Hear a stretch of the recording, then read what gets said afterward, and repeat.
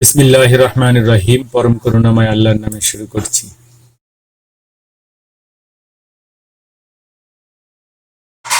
সুপ্রিয় শিক্ষার্থী বন্ধুরা, আমি আজকে তোমাদের জন্য নিয়ে এসেছি প্রথম শ্রেণীর গণিত ক্লাস। আর গণিত ক্লাসে সবাইকে জানাচ্ছি সুস্বাগতম।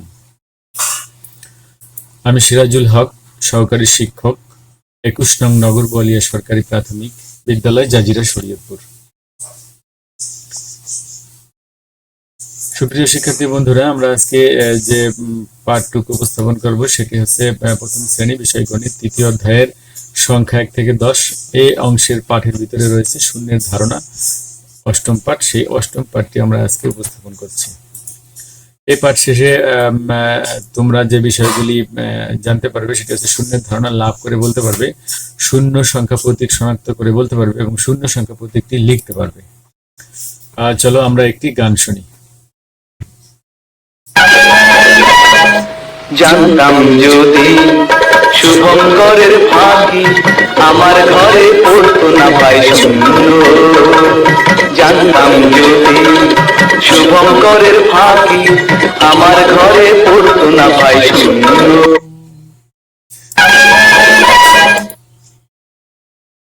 ধন্যবাদ সবাইকে। আমরা অত্যন্ত সুন্দরভাবে গানের অংশ বিশেষ শুনলাম। চলো আমরা কয়েকটি ছবি দেখি। এখানে আমরা দেখতে পাচ্ছি 4টে প্লেট রয়েছে এবং প্রথম প্লেটে 3টি, দ্বিতীয় প্লেটে 2টি এবং তৃতীয় প্লেটে 1টি আপেল রয়েছে এবং শেষ প্লেটে একটিও আপেল আমরা দেখতে পাচ্ছি না, অর্থাৎ চতুর্থ প্লেটে একটিও আপেল নেই। তাহলে এরকম কোনো কিছু যদি না থাকে, সংখ্যাগত কোনো বস্তু যদি কোথাও না থাকে, তখন সেখানে আমরা সেটাকে শূন্য বলি। আমরা তাকে কি বলি? শূন্য বলি। তাহলে আজকে আমরা যে বিষয় তোমাদের মাঝে উপস্থাপন করবো সেটি হচ্ছে শূন্য বা শূন্যের ধারণা। তো বাস্তব পর্যায়ে আমি তোমাদেরকে 4জন শিক্ষার্থীকে লাইনে দাঁড় করিয়ে জিজ্ঞেস করবো যে এখানে কয়জন শিক্ষার্থী রয়েছে। তোমরা উত্তর দেবে 4জন। এভাবে একজন শিক্ষার্থী তাদের আসনে চলে যেতে বলে প্রশ্ন করবো যে এখন কয়জন শিক্ষার্থী রয়েছে। তোমরা উত্তর দেবে 3জন। এভাবে সবাইকে নিজ আসনে চলে যেতে বলে আমরা সমস্ত শ্রেণীর উদ্দেশ্যে প্রশ্ন করব এখন এখানে এই লাইনে কতজন শিক্ষার্থী রয়েছে। তোমরা সবাই উত্তর দিতে পারবে যে একজন শিক্ষার্থী নেই। তাহলে কোনো কিছু না থাকলে তাকে আমরা কি বলবো? হ্যাঁ, কোনো কিছু না থাকলে আমরা তাকে শূন্য বলবো।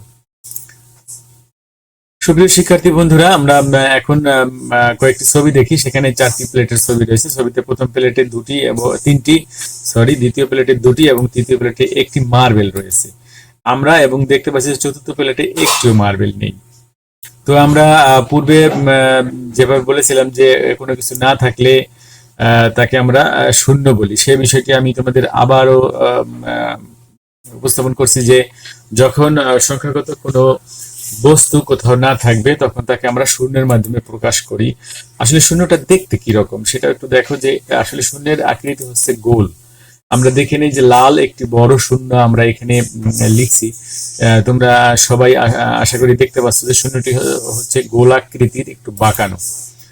সুপ্রিয় শিক্ষার্থী বন্ধুরা, তোমরা এখন আমাদের নিকট পরিবেশে যে সকল বস্তু আমরা দেখতে পাই সেইগুলি আমরা দেখব এবং এগুলি অনেকটা শূন্যের আকৃতির মতো রয়েছে। আমরা কি কি রয়েছে প্রথমে দেখি যে ফুটবল।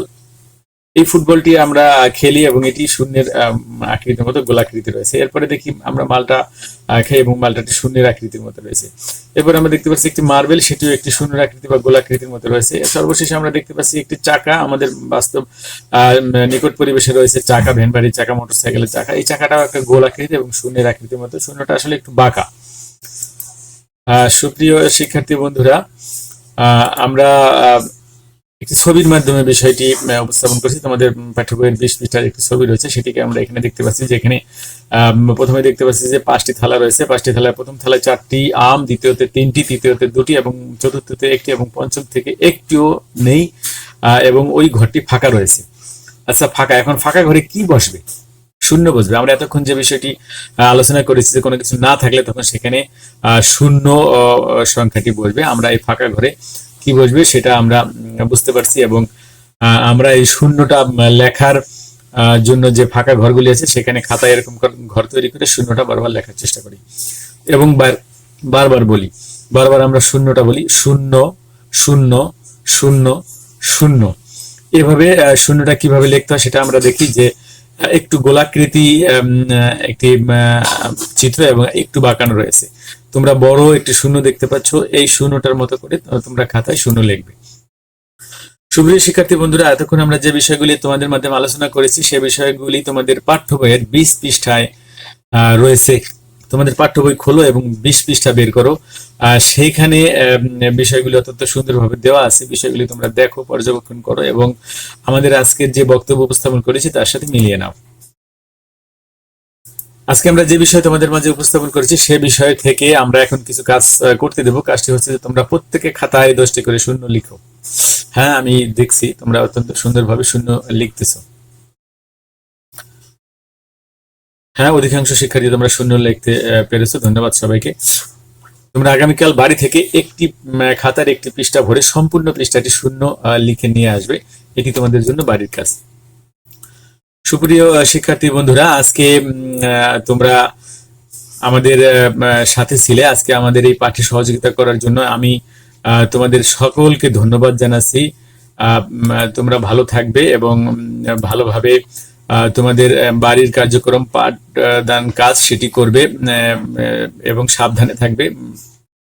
সবাইকে ধন্যবাদ জানিয়ে আজকের পাঠ এ পর্যন্তই সমাপ্ত ঘোষণা করছি। ধন্যবাদ।